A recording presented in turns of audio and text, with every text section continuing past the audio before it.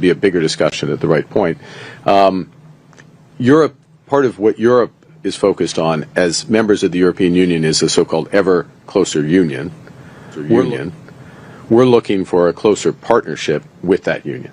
So yes, we cooperate much more clearly and broadly to our mutual benefit, but not as a member, but along that continuum.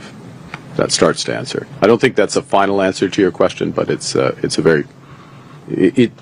important element of building out the system, the way I would say. Hi, Mr. Carney. Mackenzie Gray with Global News. Previously, you've spoken about the idea that Canadians will need to make sacrifices to pay for defense spending. Can you outline what sacrifices you're expecting Canadians to make? Well, I think right now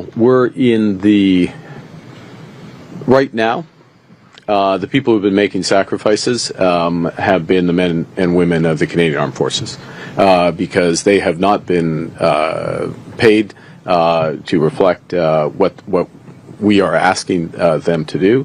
They haven't been operating with the right equipment in many cases. Many cases their equipment hasn't been working. So the first sacrifices have been there, and we're making up for that and level setting that, and that's an important part of just what we're doing this year in terms of the increase in defense.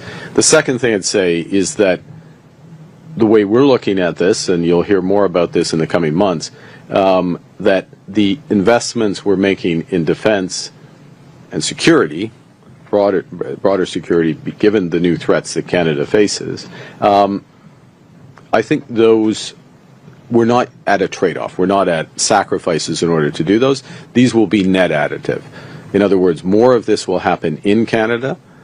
More of it will help build our economy at the same time as it improves our defense, and we'll get the benefits.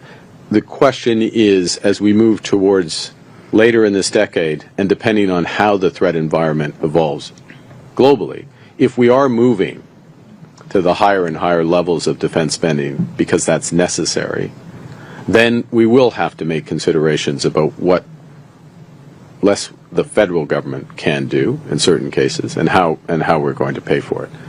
Those trade-offs,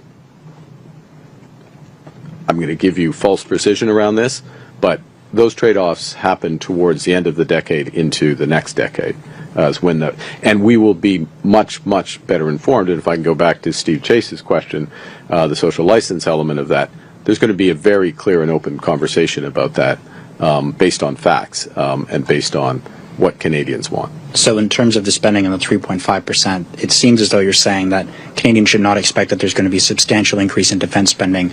Of course, not saying what you've done now, but those things will be coming much later down the line. I think it'll be, look, one of the things we're very conscious of the government, and I know you were there, I think it was described perhaps by you as the most boring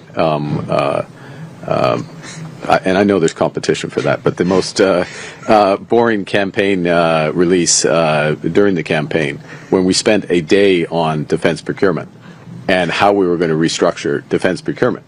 And part of the reason we're doing that for several reasons. First and foremost, value for money for Canadians. Second, you do remember, it was you, wasn't it? I'll take your word. And second, and you're in NATO. This is like really important. I don't remember that. And secondly, to have maximum spillovers, like benefits in Canada of that spending to get jobs and others.